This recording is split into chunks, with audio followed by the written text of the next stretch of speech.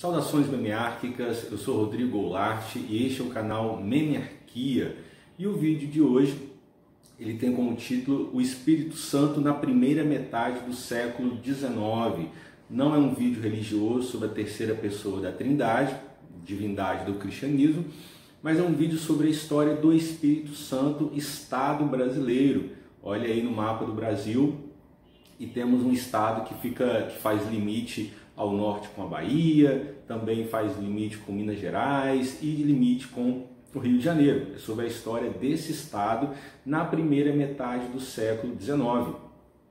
Muito é falado sobre o Espírito Santo pelos historiadores que pesquisam a história do Espírito Santo, sobre o momento em que se inicia a colonização do Espírito Santo, ali no início do século XVI, quando começa a colonização brasileira, e muito é falado sobre a história do Espírito Santo a partir da segunda metade do século XIX para frente, e o período de meados do século XVI, século 1500, até o meados do século XIX.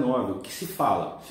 Existem pesquisas, só que num volume muito menor do que as pesquisas que tratam da história do Espírito Santo no início do século XVI, repito, e da segunda metade do século XIX para frente.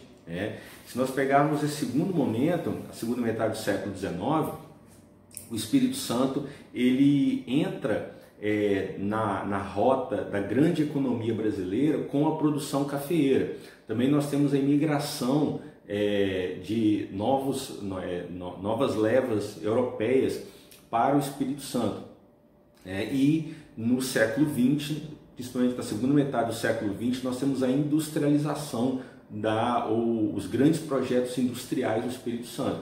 Então, a partir da segunda metade do século XIX, o Espírito Santo ele entrou na rota da economia nacional brasileira, pelo café, pelo menos da economia exportadora, via café na segunda metade do século XIX e na segunda metade do século XX com um local de exportação também pelo Porto de Vitória de produtos que vinham de outras regiões.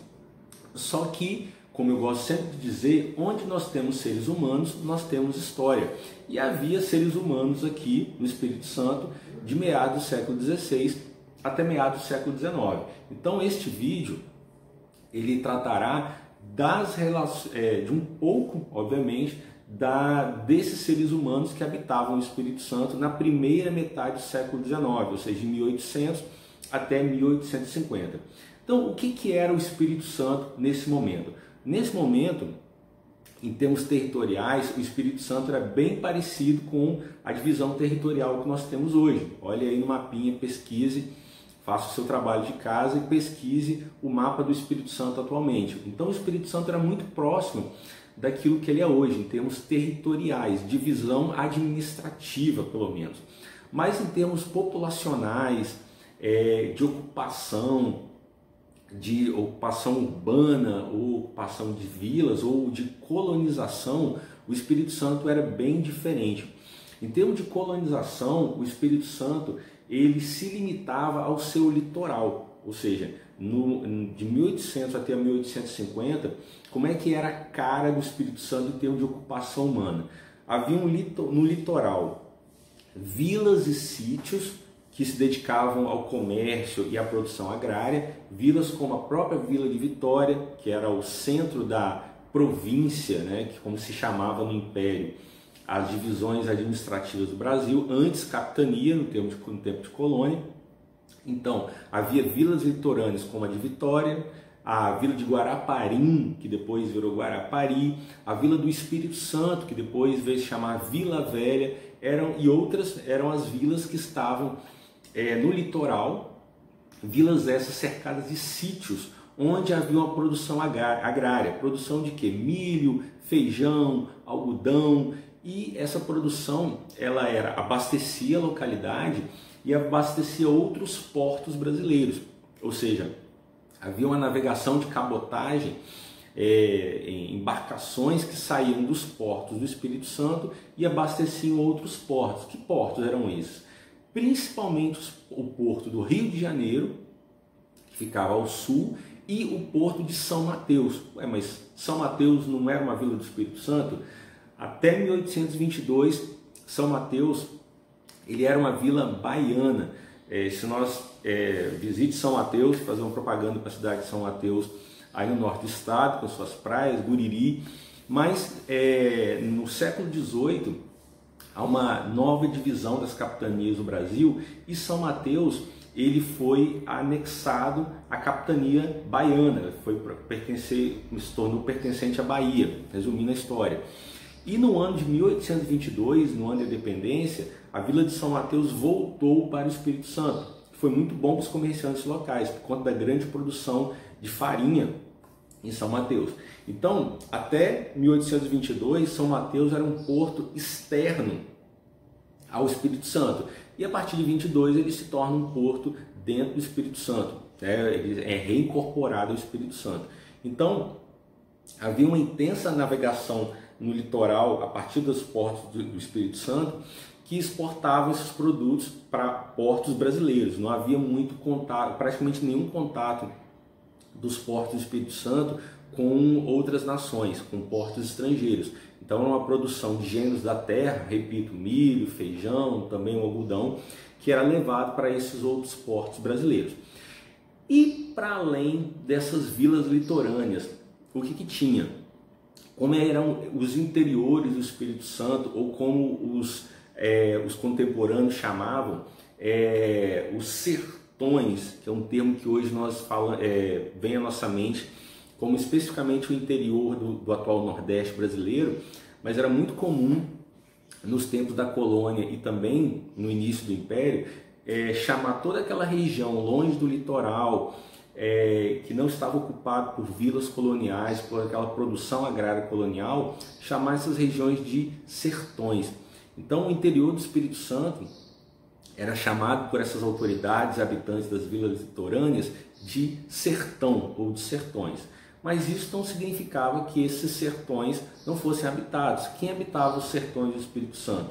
Indígenas que já estavam originalmente antes da chegada dos portugueses, e também de indígenas que lá se refugiaram a partir do litoral, ou seja, a ocupação a ocupação branca vai acontecendo no litoral do Espírito Santo, e os indígenas que ali estavam originalmente fogem para os interiores, então ficam refugiados ali. E também que outra ocupação humana havia? Também a existência de quilombos no interior do Espírito Santo. Lembrando que no caso do Espírito Santo o interior era muito próximo. Então, no interior, por exemplo, da vila de Guaraparim, no início do século XIX, havia um quilombo com 600 pessoas, 600 fugidos da escravidão que estavam ali nesse quilombo no interior da vila de Guaraparim, atual Guaraparim. Então, essa era a ocupação humana do interior do Espírito Santo, dos sertões, indígenas e também comunidades quilombolas. Além disso, havia uma tentativa das autoridades e comerciantes dessas vilas litorâneas em expandir a fronteira agrícola do Espírito Santo para esses sertões. E o primeiro passo para isso foi a montagem de pontos militarizados no interior ou nesses sertões, que tinham a tarefa tanto de defender as vilas de ataques indígenas e também de promover um contato com esses indígenas, como dizia-se à época, de civilizar esses indígenas, ou seja, vesti-los como brancos, ensinar o cristianismo para esses indígenas, ensiná-los a trabalhar na terra como os brancos trabalhavam. Essa era a ideia. Só que esse sertão ele vai permanecer terra de índio, terra de quilombo, matas, até a segunda metade do século XIX. Só na segunda metade do século XIX, com café, extração da madeira, imigração italiana e alemã, é que esse interior ele será ocupado pela colonização. Até então a ocupação era indígena e quilombola. E também é importante destacar que essa produção econômica do litoral, dos sítios, das fazendas no litoral, essa produção era feita principalmente por mão de obra escravizada. Sim, no Espírito Santo, no século XIX, havia uma presença marcante de africanos e de afrodescendentes trabalhando como escravizados. O Espírito Santo ele chegou a ter 1/3 da população de Vitória, a população escravizada de Vitória, ela chegou a ser 1/3 da sua população entre 1790 até 1830. Então era uma população de escravizados muito grande na Vila de Vitória, a principal vila.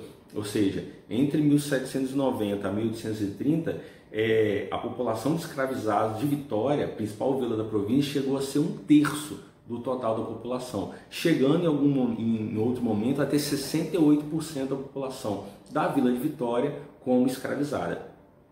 E essa população cativa, escravizada, ela era possuída tanto por indivíduos abastados, indivíduos ricos, mas também com aqueles de menos posse. Ou seja, havia uma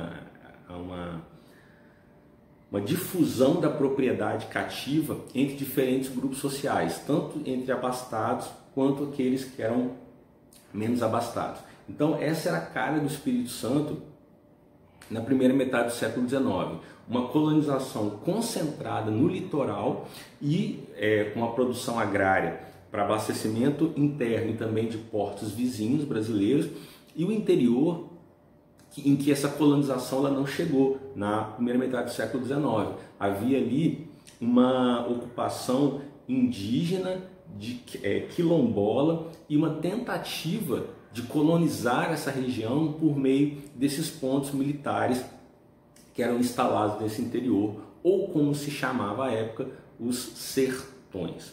Então essa é a nossa reflexão de hoje, espero que vocês tenham gostado. Se gostaram, dê o seu joinha, sigam o nosso canal, compartilhe o vídeo, e lembrando que o Memarquia também está no Instagram e no Facebook. Também siga o nosso trabalho por essas outras redes sociais. Tá bom? Um grande abraço, fiquem bem e até a próxima.